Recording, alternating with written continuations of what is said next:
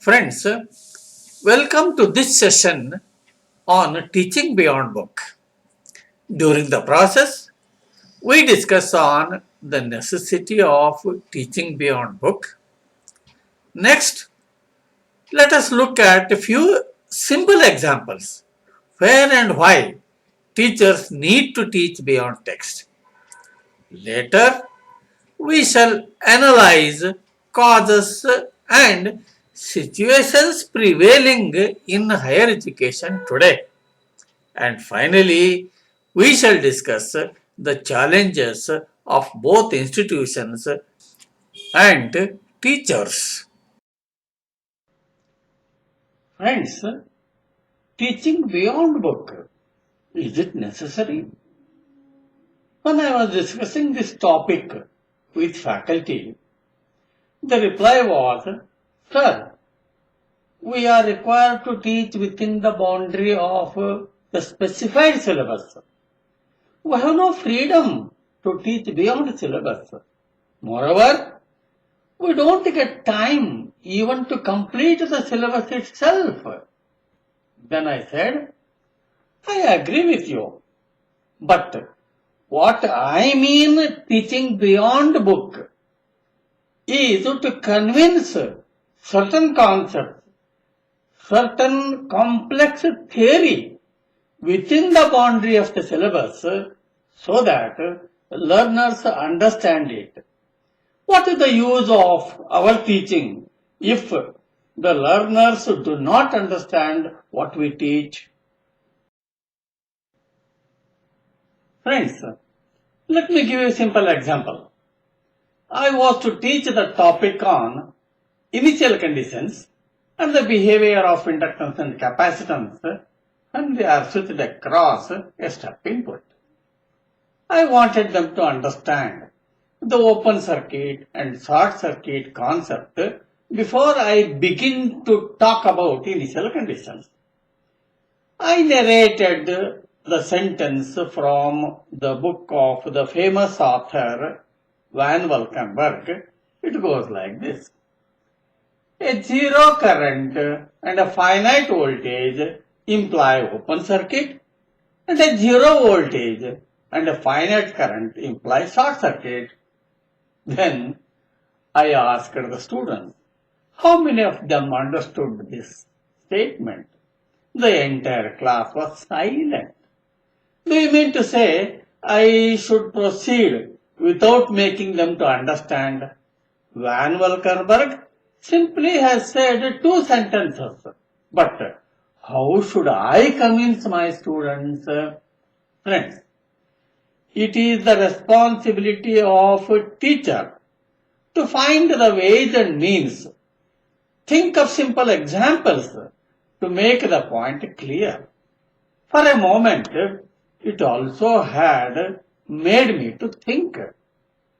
I paused for a second, then drew simple diagram as shown. I posed the question for the entire class.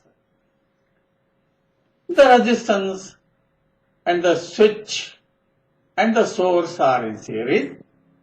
The switch is open. Now, tell me what is the current through the switch.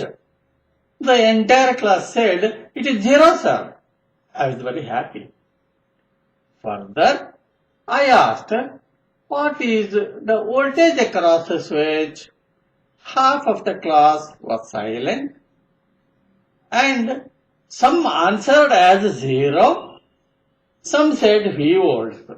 Then immediately I asked one student to bring the voltmeter, the resistance and a switch, connected them in the class and measured the voltage across the switch then and there only, and it was showing 3 volts. Then I repeated the statement again. What is the statement? The current through the switch is 0, but there is a certain voltage across it and the switch is open.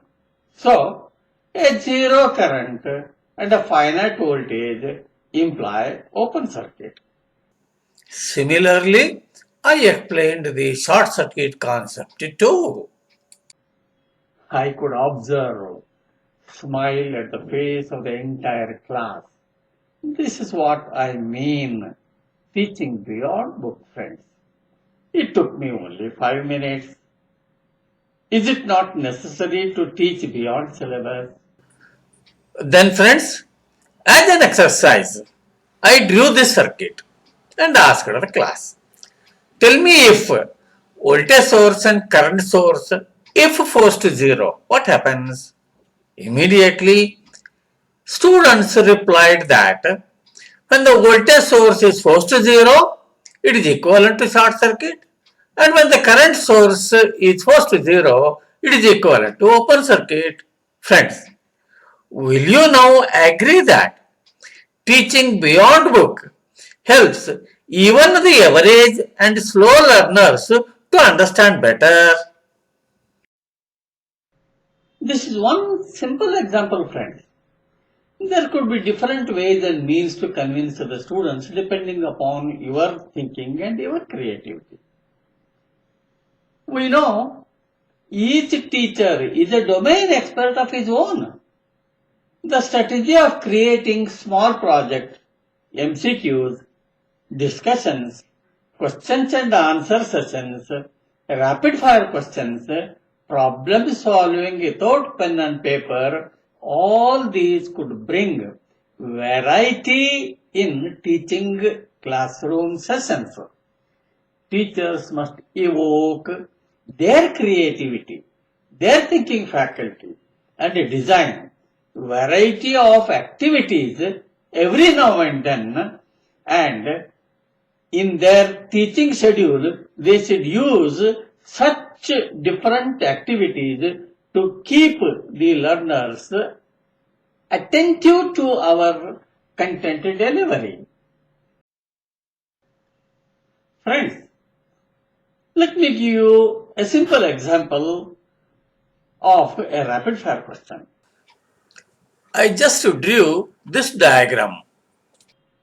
When I asked the students to give answer without pen and paper, within 1 minute, more than 50% of the students identified the correct answer. Then I wanted to know what they are thinking in getting the answer. I asked one student. He said, the switch is open, IL is equal to 0, 2IL current source is open, no current through 5 ohm, 2 ohm and RL, and current through 2 ohm is 20 minus 10 divided by 2 equal to 5 amperes. Hence, Px is equal to 50 volts. That was an apt answer for having understood and see that they answered within 1 minute. So we should be able to create such questions, such rapid fire questions every now and then used in the classroom so that the interest of the students is, kept beyond our imagination. Then, friends, every one of us have come across at least one or few teachers who possessed the unique ability to inspire us. Those individuals drove us to dive into challenging texts whose discussions, lectures, interactions, their commitment left us rapt, and whose questions and provocations animate our thoughts even today. So let us remember them and treat them as our ideals. Think for a while how only traditional oral teaching with dumb images for one long hour could maximize the potential to spur critical thinking of our learners. Friends, do not forget that we are in the internet age. We must satisfy today's learners of all learning styles who are an integral part of the knowledge-based society today. If you observe, except eye-catching infrastructure of our institutions today, probably nothing much has changed in higher education over the last 50 years other than the students themselves. Today, learners are different than those who were a couple of decades back. The factor that makes students somewhat different today is their immersion in digital technology and in particular social media, instant messaging, Twitter, video game, Facebook, and a whole host of apps that run on a variety of mobile devices such as iPads and mobile phones and so on. Much of their lives revolve around such media. They expect to use social media in all other aspects of their life. Why should their learning experience be different? Then friends, let us see the challenges before the institutions. In most of the institutions, the strength of the intake is increased. The teacher-student ratio also is increased, which has resulted in the reduction of faculty and increase in the classroom strength. The focus on providing modern facilities depends on the vision of the management. Further, migration of faculty has become a routine. Friends, now let us look into the challenges before the faculty.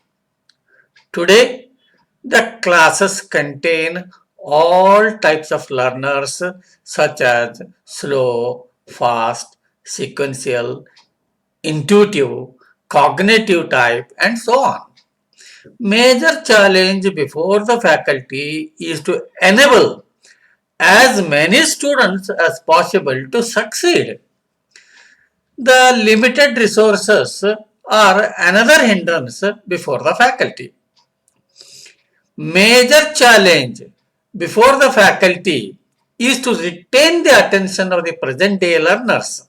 According to recent researches, attention level has reduced only to 20 minutes to 30 minutes in the classroom. As such, the teachers are forced to use different skills to retain their attention. So friends, it is a major challenge before teachers to focus on teaching methods. More personal attention, more flexible delivery, using classroom tutorial videos, MCQs, discussions, rapid fire question sessions in the classroom are all needed to meet the challenges. But teaching beyond book takes center stage. Friends, please remember, teaching beyond book is one major activity in addition to many others as I mentioned. Thank you for watching.